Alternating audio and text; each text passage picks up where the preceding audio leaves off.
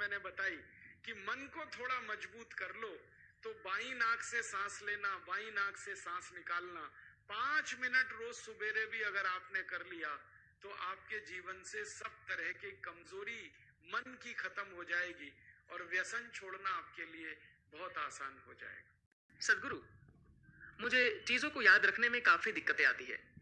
बोली जा रही बातों को ग्रहण करना मेरे लिए थोड़ा बहुत मुश्किल काम होता है। क्या आप इस बारे में कुछ बता सकते हैं? सदगुरु कहते हैं, आप हर चीज जो खाते, पीते, सूंघते, चखते या छूते हैं, वो सब आपके भीतर रिकॉर्ड होता है। उसके रिकॉर्ड होने में कहीं कोई दिक्कत नहीं है। मान लीजिए कि मैं आपको गाली दे दूं, तो आप पूरी जिंदगी उसे याद रखेंगे। आपकी याददाश्त जबरदस्त तेज है, लेकिन आपको बस अपशब्द याद रहते हैं। आपकी समस्या सिर्फ इतनी सी है कि आपको अपनी मेमोरी में जमा किसी चीज की जब जरूरत होती है, तब वह उस वक्त आपको याद नहीं आती। उस समय आप अपनी याददाश्त में से वह नहीं चुन पाते जो आप चाहते हैं। ये मामला सिर्फ स्पष्टता का है, याददाश्त का नहीं। अगर हम कहते हैं कि फोन की मेमोरी कम है, तो उसका मतलब है कि उसमें रिकॉर्ड करने की क्षमता कम है। लेकिन अगर हम 2 का बटन दबाए और उसकी जगह वह 5 दिखाए, तो समस्या खराब मेमोरी की नहीं बल्कि कीबोर्ड की होगी। आपकी समस्या भी खराब कीबोर्ड की है। यहाँ याददाश्त सुधारने की कोई जरूरत नहीं है। आप जो भी अनुभव करते हैं वह सब दर्ज होता जाता है। आपकी समस्या सिर्फ इतनी है कि आप सही सूचना अपने भीतर से नहीं निकाल पाते हैं। हमें स्पष्टता पर काम करना होगा। लेकिन आखिर वो कौन सी चीज है जो दिमाग को स्पष्टता देती है? इसके लिए आप एक आसान सा काम कर सकते हैं कि आप जो भी करें उसमें एक खास तरह की सटीकता, किसी चीज को ठीक ठाक करना और स्पष्टता लाए। हठ योग किसी सटीकता का नाम है। आपके पांव कैसे रखे होने चाहिए, आपके हाथ कहाँ होने चाहिए, आपको अपना सिर कैसे रखना चाहिए, आपको कैसे चलना है, आप जो चीज अपने साथ लाए हैं उन्हें कैसे रखना है। अगर आपकी गतिविधियों में स्पष्टता होगी तो आपके मन में भी स्पष्टता होगी। आपको इस स्पष्टता का अभ्यास अपने जीवन के हर क्षेत्र में करना चाहिए। आपका कमरा कैसा होना चाहिए, आपको बिस्तर पर कैसे जाना चाहिए, जैसे हर चीज में जैसी सतर्कता आप योगासन करते समय दिखाते हैं, वैसे ही आप अपने जीवन के हर क्षेत्र में दिखाए। धीरे धीरे आप देखेंगे कि आपके मन में स्पष्टता आने लगेगी। आपका मन हर चीज को लेकर सतर्क होने लगेगा। इसी पल से आप एक छोटा सा अभ्यास शुरू कर सकते हैं, जिसमें आपको बस इतना करना है कि जब भी आप खड़े हो या बैठे या चले या फिर जो भी करें, उसे सटीकता के साथ और ध्यान से करें। आपके आसपास जो भी हो रहा है उसे सचेतन रूप से अपने भीतर दर्ज करें। उदाहरण के लिए आपके बगल में एक पात्र, एक दरवाजा व 4 पिलर्स है। कितने लंबे? लगभग 12 फीट के लगते हैं। इसी अभ्यास को हर चीज के साथ करने की कोशिश कीजिए। यहां से वहां तक के बीच कितने कदम की दूरी है उन्हें गिनिए नहीं, बस चलना शुरू कीजिए व गौर कीजिए। ठीक है, लगता है कि 3, फिर अगले 3, फिर अगले 3। कुछ दिनों बाद 4, 5 या 12 का अंतराल कीजिए बिना सोचे। धीरे धीरे आप जान पाएंगे कि आप कब 12 कदम चले। यही योग है। यह स्थिति कुछ समय बाद अपने आप होगी। जो सटीकता व स्पष्टता आप अपने शरीर में लाने की कोशिश कर रहे हैं, उसे ही अपने मन या विचारों में लाने की कोशिश कीजिए। मन को शरीर की नकल करने दीजिए। आप देखेंगे कि स्पष्टता अपने आप आएगी। धन्यवाद। आपका मन हर चीज को लेकर सतर्क होने लगेगा। इसी पल से आप एक छोटा सा अभ्यास शुरू कर सकते हैं, जिसमें आपको बस इतना करना है कि जब भी आप खड़े हो या बैठे या चले या फिर जो भी करें, उसे सटीकता के साथ और ध्यान से करें। आपके आसपास जो भी हो रहा है उसे सचेतन रूप से अपने भीतर दर्ज करें। उदाहरण के लिए आपके बगल में एक पात्र, एक दरवाजा व 4 पिलर्स है। कितने लंबे? लगभग 12 फीट के लगते हैं। इसी अभ्यास को हर चीज के साथ करने की कोशिश कीजिए। यहां से वहां तक के बीच कितने कदम की दूरी है उन्हें गिनिए नहीं, बस चलना शुरू कीजिए व गौर कीजिए। ठीक है, लगता है कि 3, फिर अगले 3, फिर अगले 3। कुछ दिनों बाद 4, 5 या 12 का अंतराल कीजिए बिना सोचे। धीरे धीरे आप जान पाएंगे कि आप कब 12 कदम चले। यही योग है। यह स्थिति कुछ समय बाद अपने आप होगी। सल्फर की मात्रा, मतलब आप गर्म खाना खाएंगे, चीजें ज्यादा खाएंगे तो ये हाइपोथैलेमस बहुत जल्दी एक्टिव होता है 7 सेकंड। अगर आप किसी लड़की को कंटिन्यू 7 सेकंड तक देख लेंगे ना इसे, अरे बाप रे बाप कितना सुंदर है रे, बस इसे एक्टिव हो जाएगा। अब जब ये एक्टिव हो जाएगा तो एक्टिव होने के बाद वो सुंदर है कि नहीं है, अच्छी है कि खराब, इससे बस नहीं है, बस अब हो जाएगा। अब उसके प्रेम में आप दीवाना हो जाएंगे। वाह वाह, कम खाइए। इसलिए जो साधु संत होते हैं लोग ना, वो लहसुन प्याज नहीं खाते हैं, क्योंकि लहसुन प्याज ऐसा चीज है कि हाइपोथैलेमस को सबसे तेजी से उत्तेजित करता है। इसलिए विद्यार्थी जीवन में लहसुन प्याज कम कीजिए। और IQ लेवल क्या होता है? टॉपिक भूल जाते हैं, मतलब आपके दिमाग में दूसरा टॉपिक चलता है। आप लाइफ में किसको किसको आई लव यू बोले हैं कभी भूले नहीं?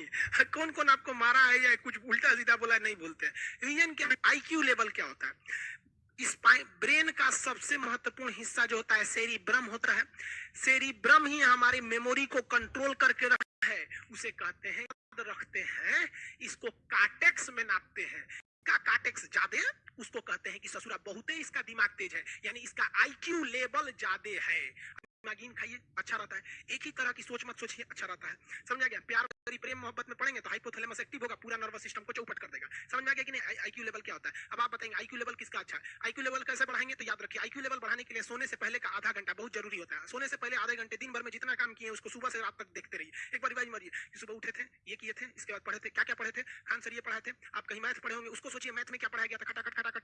आपको सोचना ही है ना, सोचने में कितना टाइम लगता है, खटाखट। तो अगर इसको रिवाइज करते रहेंगे, दिन के 42 दिन में आपका IQ लेवल तेज हो जाएगा। फिर आप कहेंगे कि सर जी हमरो भी ना किताब का याद हो गया। और अगर यही खत्म हो जाएगा तो क्या कहिएगा, आपका भी IQ लेवल गिर जाएगा। टॉपिक IQ लेवल क्या होता है? अब आप बताएंगे IQ लेवल किसका अच्छा है?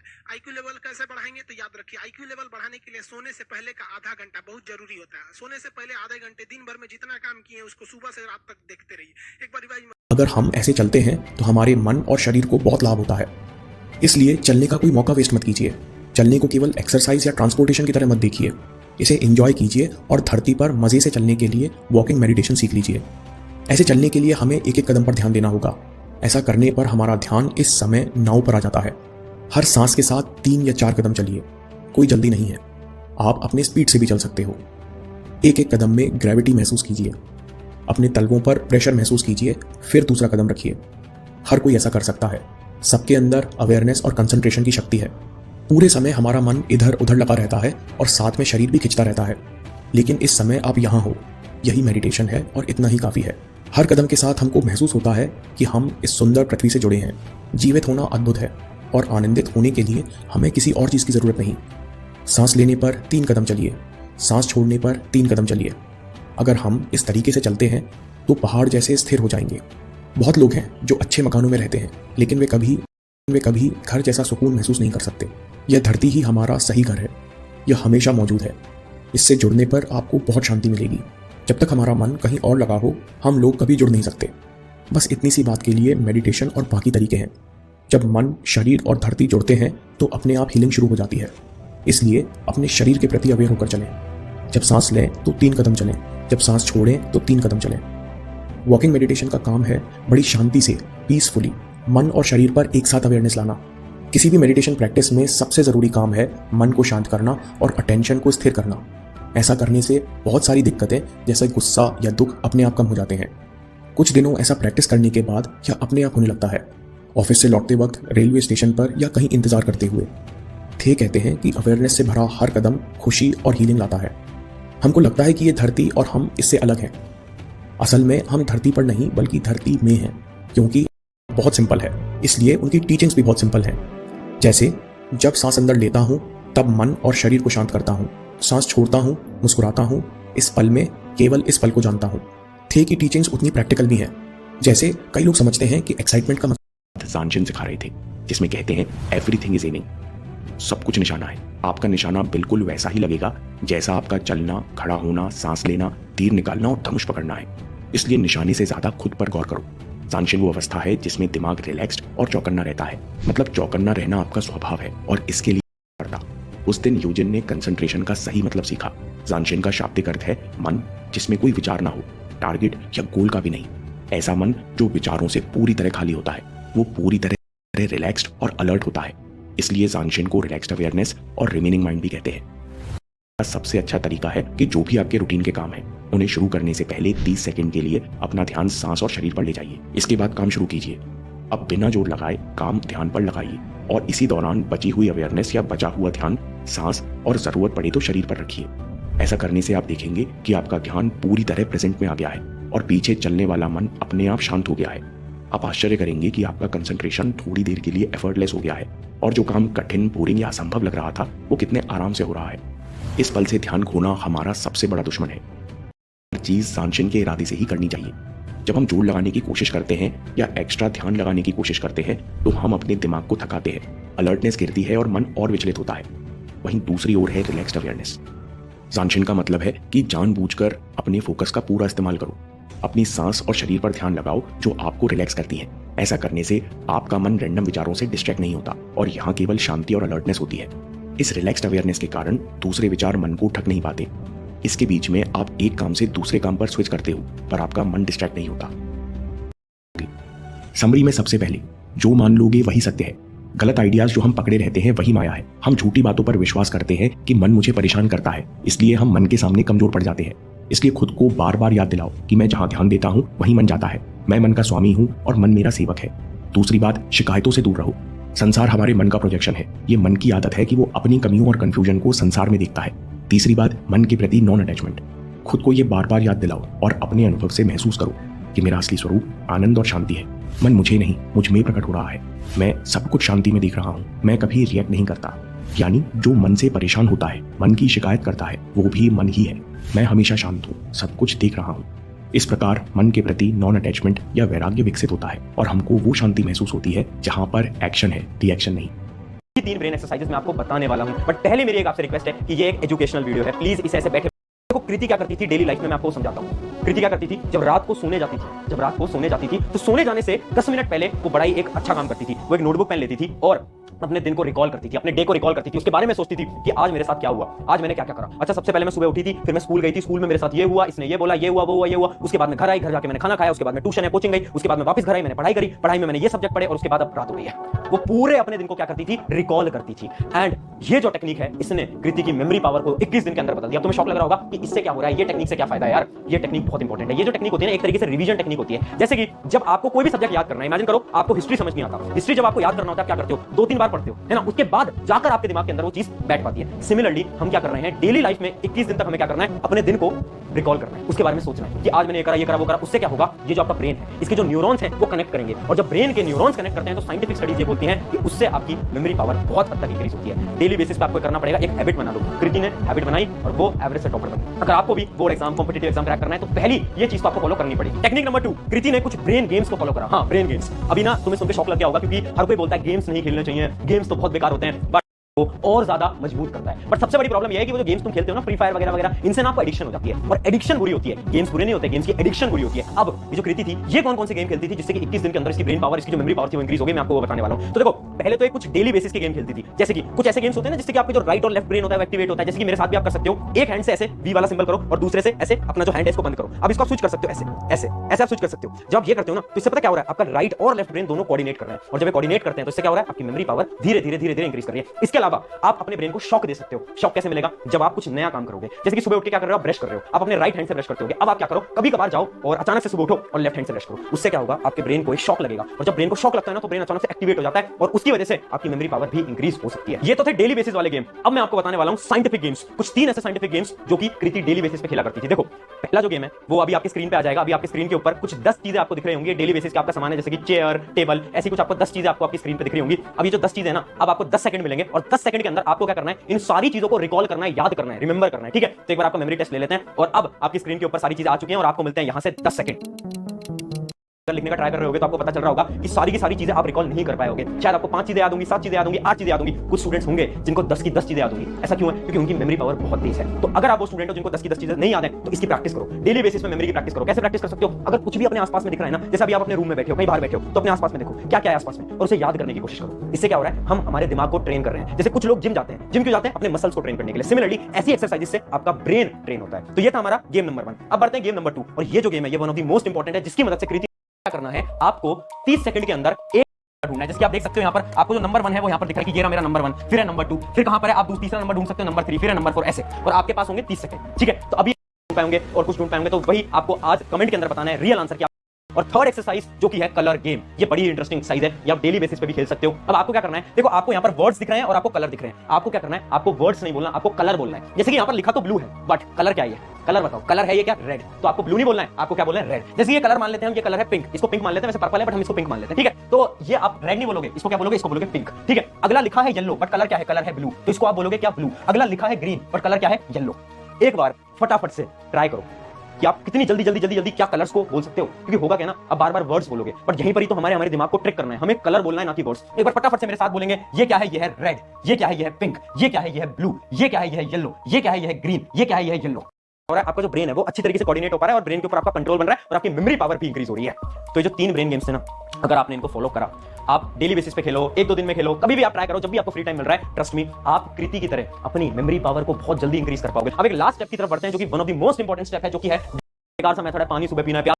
पेशेंट्स को 2 हिस्सों में बांटा। एक ग्रुप को 4 हफ्ते तक हर रोज 17 से 18 मिनट ब्रेन ट्रेनिंग गेम्स खिलाए और दूसरे ग्रुप को नॉर्मल ट्रीटमेंट चलने दिया। अब 4 हफ्ते के बाद जब दोनों ग्रुप्स का टेस्ट हुआ तो जिन पेशेंट्स ने ब्रेन ट्रेनिंग एप्स यूज किए थे उनकी परफॉर्मेंस दूसरे ग्रुप से बेहतर थी, उनकी एपिसोडिक मेमोरी भी दूसरे ग्रुप से बेहतर थी, वो चीजें रिकॉल इजीली कर पा रहे थे, वो गलतियां भी दूसरे ग्रुप से कम कर रहे थे। हमारा ब्रेन चीज ऐसी है, अगर उसको ट्रेन करते रहो तो वो ग्रो करता रहता है, अगर उसको यूज ना करो तो आप लूज करोगे। तो आज मैं आपको बताऊंगा 4 ऐसे मोबाइल गेम्स जिनको खेल के आप अपनी ब्रेन पावर, अपनी मेमोरी, अपनी प्रोडक्टिविटी को, बोर्ड गेम है पर ये ऐप में अवेलेबल है। इसको खेलने से आपकी कॉग्निटिव स्किल्स इंप्रूव होती है, मतलब आपका अटेंशन स्पैन, आपका फोकस, आपकी प्रॉब्लम सॉल्विंग स्किल्स, आपकी शॉर्ट टर्म मेमोरी और लॉन्ग टर्म मेमोरी इंप्रूव होती है। गेम बड़ा ही सिंपल है, आपके पास ब्लैक कॉइंस है और कंप्यूटर के पास व्हाइट कॉइंस। अब आपको अपना नेक्स्ट कॉइन इस तरह रखना होगा कि वो कॉइन और आपका पहले से एग्जिस्टिंग कोई ब्लैक कॉइन, उन दोनों के बीच में कोई व्हाइट कॉइन हो। ऐसा करते ही वो सारे व्हाइट कॉइंस जो इनके बीच में है वो ब्लैक हो जाएंगे। फिर ऐसे कंप्यूटर अपनी टर्न खेलेगा और गेम के एंड में जिसके सबसे ज्यादा कॉइंस बोर्ड पे होंगे वो जीत जाता है। इसमें हॉरिजॉन्टल, वर्टिकल और डायगोनल तीनों तरह से कॉइंस के कलर चेंज हो सकते हैं। ये फन गेम है जो आपको रिफ्रेश भी करेगा, आपके मूड को भी अच्छा करेगा। Game brain it on. Physics एक ऐसा सब्जेक्ट जो अगर समझ आ जाए तो बहुत ही इंटरेस्टिंग और अगर समझ ना आए तो पसीने छूट जाते हैं। और फिजिक्स का एक फायदा है कि वो आपकी प्लानिंग स्किल्स और एनालिटिकल स्किल्स को इंप्रूव करता है। तो इस गेम को खेलते खेलते आप फिजिक्स के यूज से अपनी प्लानिंग, अपनी एनालिटिकल स्किल्स को इंप्रूव कर पाओगे। ब्रेन इट ऑन खेलने के लिए आपको फिजिक्स का एक्सपर्ट होना या फिजिक्स की बहुत नॉलेज होनी जरूरी नहीं है, ये कोई भी खेल सकता है। इस गेम में आपको हर लेवल पे अलग-अलग टास्क दिए जाते हैं जिन्हें आपको कुछ शेप्स ड्रॉ करते हुए कंप्लीट करना होता है। जैसे-जैसे लेवल आगे बढ़ते हैं वैसे-वैसे टास्क थोड़े टफ होने लगते हैं और आपको अपने माइंड को यूज करते हुए उन टास्क को कंप्लीट करना होता है। नेक्स्ट लेवल पे जाने के लिए आपको पिछले लेवल में स्टार्स अर्न करने होते हैं। इसके जो फ्री वर्जन है उसमें आप तभी नेक्स्ट लेवल पे जा सकते हैं अगर आपने अपना पिछला लेवल क्लियर किया हो। पेड वर्जन के साथ आप कभी भी किसी भी लेवल को खेल सकते हो, पर हमें तो अपने ब्रेन की एफिशिएंसी बढ़ानी है ना, तो अच्छा ना स्टेप बाय स्टेप चलो, बिना मतलब पेड वर्जन लेने की क्या जरूरत है। और अगर किसी लेवल पे अटक जाओ, नहीं सॉल्व हो रहा तो YouTube पे आपको सॉल्यूशन मिल जाएंगे, पर पहले कोशिश कर लेना वरना दिमाग तेज नहीं होगा। सीधा YouTube पे सॉल्यूशन देखो और लेवल क्रॉस किया। अब बात करते हैं अगली गेम की। अभी अभी प्लस 1 की एक रिसर्च सामने आई है जिसमें बताया गया है कि ब्रेन ट्रेनिंग गेम्स, ये जो गेम है ना, ये ब्लॉक्स का गेम है। इस गेम में आपको एक रेड ब्लॉक को होल में पहुंचाना होता है। इसमें जो बाकी ब्लॉक्स है उनको आपको ऊपर या नीचे स्लाइड करके रेड ब्लॉक के लिए रास्ता बनाना होता है ताकि आप उस रेड ब्लॉक को उस होल तक पहुंचा सके। ये गेम आपके लिए बेनिफिशियल है क्योंकि आपको इसमें दिमाग के घोड़े दौड़ाने पड़ते हैं कि कैसे लेवल को क्लियर किया जाए। ये गेम आपके माइंड को कंडीशन भी करती है ऑर्गेनाइज रहने के लिए और क्लटर फ्री रहने की आदत आपको डालती है, जिससे आपकी लाइफ क्लटर फ्री हो जाती है। मैंने इसके ऊपर एक वीडियो बनाई है जिसका थंबनेल आपको वीडियो में नजर आ रहा होगा, नीचे डिस्क्रिप्शन में लिंक होगा, इस वीडियो के बाद उसको क्लिक कर लेना और देख लेना। ये गेम एक और चीज करता है कि आपका फोकस एंड गोल पे करता है कि रास्ते में कई रुकावटें आएंगी लेकिन आपको अपने गोल तक पहुंच के रहना है, रुकना नहीं है, झुकना नहीं है। ये पीक परफॉर्मेंस की बात करता है। ये गेम न्यूरो साइंटिस्ट की गाइडेंस के अंडर बना है। अगली गेम स्किल्स ऐप में आपको अलग-अलग तरह के पजल्स मिलते हैं जो आपके ब्रेन के अलग-अलग एरियाज को इंप्रूव करते हैं, आपकी अलग-अलग स्किल्स को एनहांस करते हैं। इसके जो गेम्स है ना वो आपकी मेमोरी को इंप्रूव करते हैं, आपके रिफ्लेक्सेस यानी कि किसी सिचुएशन में आप कितनी जल्दी रिएक्ट करते हो उसको भी इंप्रूव करते हैं, आपकी एक्यूरेसी को बढ़ाते हैं, आपकी स्पीड एंड कोऑर्डिनेशन को बढ़ाते हैं। हर एक लेवल को पार करने में आपको 5 स्टार्स में से रिव्यू किया जाता है। इसमें आप मल्टीप्लेयर भी खेल सकते हैं, अकेले भी खेल सकते हैं, 1 से लेकर 4 प्लेयर्स तक इसमें एक साथ खेल सकते हैं। मल्टीप्लेयर खेलते हुए आप इसमें बहुत सारी अचीवमेंट्स भी अनलॉक कर सकते हैं। सभी राउंड्स के एंड में जो आपका टोटल स्कोर है वो आपको और आपके फ्रेंड्स को रैंक करवाता है कि कौन फर्स्ट आया और कौन लास्ट। सो अपने ब्रेन को इसलिए बता रहा हूं कि अगर खेलनी है तो ये वाली खेल लो, लेकिन जब खेलो तो टाइम लिमिट लगा के खेलो, या आप रिफ्रेश करने के लिए खेल रहे हो, साथ में खुद का फायदा कर रहे हो, बट इतनी देर भी ना लगा देना कि टाइम ही हाथ से निकल जाए। सो आज जो हमने गेम्स डिस्कस की, स्किल्स जिसमें बहुत सारे पजल्स हैं, उससे पहले हमने डिस्कस करी अनब्लॉक मी, फिर हमने बात करी ब्रेन इट ऑन के बारे में और सबसे पहले हमने देखी कॉग्निटिव स्किल्स को बढ़ाने वाली रिवर्सी video games, over and over again here at video games houses. Try it. 1, 2. Who is ready to fight? खुद से जीतने वालों को मेरा सलाम।